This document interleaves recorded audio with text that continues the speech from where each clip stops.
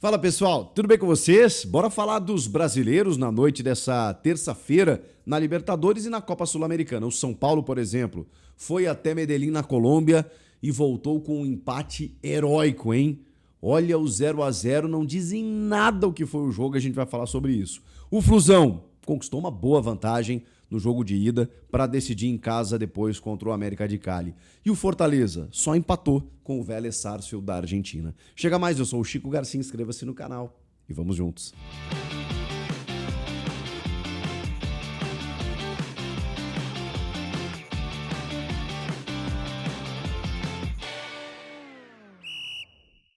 O Fortaleza que não vive uma boa fase, olha, o Fortaleza tá numa jornada complicada, né? Primeiro jogo de Libertadores aí com o Fortaleza do Renato Paiva, 0-0 contra o Vélez da Argentina. O Vélez é o atual campeão argentino, mas o Fortaleza, poxa, tá na Libertadores, tá colhendo frutos ainda de temporadas recentes muito boas, mas nesse ano, zona do rebaixamento, um público muito baixo no Castelão, né? 27 mil pessoas, porque, assim, a fase do time não recomenda realmente. Mas vamos lá, né? Fortaleza ainda tá vivo. Teve um jogador expulso, né, o Rossetto, no segundo tempo, e ficou no 0-0 com o Vélez. Vai ter que ganhar o jogo fora de casa, na Argentina, o que é sempre muito difícil, ou pelo menos um empate para levar a decisão para os pênaltis. Só não pode perder o jogo. Então o Fortaleza dá para dizer que ainda está vivo, para tentar chegar numas quartas de final da Libertadores. O grande problema é que o Fortaleza precisa readquirir a confiança que já existiu um dia, né, especialmente no Brasileiro, porque não adianta nada ir avançando na Libertadores e daqui a pouco ser rebaixado no Brasileiro. O Fortaleza já atingiu outro nível, outro status aqui no nosso futebol. Então, a manutenção ela é primordial, pelo menos deveria ser, para o Fortaleza na temporada. De qualquer forma, jogou as oitavas da Liberta e empatou no primeiro jogo em casa com o Vélez Sarsfield. Vamos falar de Fluminense e América de Cali, 2-1. Canóbio fez um golaço, teve um gol contra também. É o Flusão de Renato Gaúcho, que nas Copas é embaçado realmente, né? Ele classificou na Copa do Brasil diante do Inter e agora nas oitavas vai jogar com a América de Cali e abre 2-1 no jogo lá, né? No jogo fora, ou seja, vai decidir em casa com uma vantagem muito boa. Pelo fato de decidir em casa e pela uma vantagem de um gol, joga até por um empate o Fluminense de Renato Gaúcho, que conquistou, olha, uma importantíssima vitória para a gente visar, quem sabe, uma classificação para as quartas de final do Flu. Flu que teve ótima participação no Mundial, que voltou para o Brasileiro, né, e está buscando performar, e agora na Libertadores, avançou na Copa do Brasil e agora na Libertadores tem boas chances também. Vamos ver o que acontece. Falando sobre o jogo que eu acompanhei mais de perto, mais atentamente, que foi Atlético Nacional e São Paulo 0-0, vamos lá, é um São Paulo copeiro, né? Porque, cara, nada justifica, só o futebol, esse placar estar zerado. E o São Paulo ter voltado com um empate, o que é um baita resultado em se tratando de 2 jogos, competição mata-mata, em que você decide em casa. O Atlético Nacional foi um dos times que me surpreendeu positivamente na fase de grupos da Libertadores, né? Tava no grupo do Inter e, assim, um jogo rápido, intenso, marcando alto, e foi exatamente o que aconteceu nesse jogo contra o São Paulo. São Paulo foi muito, não sei se surpreendido, né? O Crespo disse que sabia o jeito que eles jogavam, mas, de certa forma, causou impacto, porque o tal do Rines trouxe aquele bagunça, hein?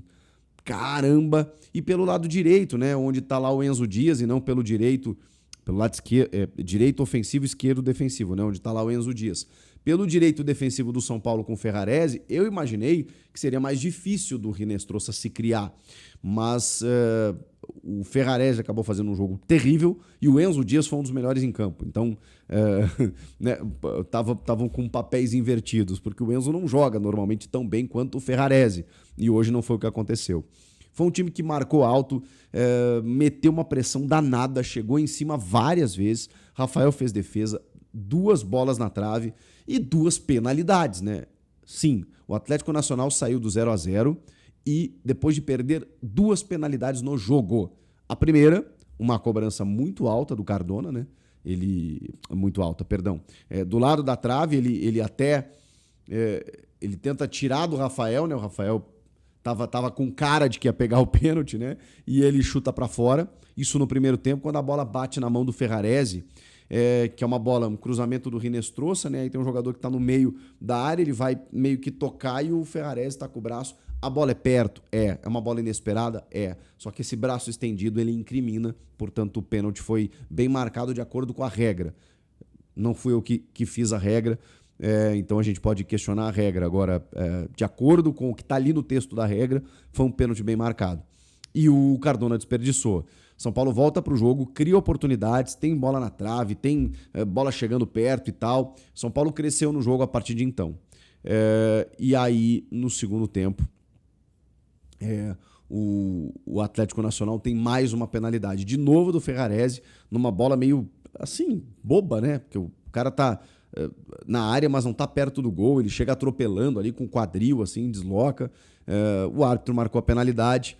E aí, dessa vez o Cardona, ele olha pro canto direito do Rafael, vira o pé e dá no esquerdo, e o Rafael salta no esquerdo e faz uma defesa fantástica, garantindo o 0-0. Pode parecer pouco isso, mas 1-0 de vantagem para o Atlético Nacional seria uma enorme vantagem. Assim como o 0-0 para o São Paulo diante das circunstâncias. 2 bolas na trave, 2 pênaltis contra. Cara, tem que comemorar. Tem que comemorar esse empate, sim, o São Paulo, porque tá com a faca e o queijo na mão para poder avançar de fase no Morumbi, torcida lotando, Lucas, quem sabe desde o começo, e um time que tá realmente encantando, né? Tem 5 seguidas no Brasileiro, só para vocês terem uma ideia. E aí foi eliminado da Copa do Brasil, mas na Libertadores tá mostrando que tem forças para poder avançar. O que vocês acharam dos jogos da noite? Comentem aqui, inscreva-se no canal e eu volto na próxima. Tchau!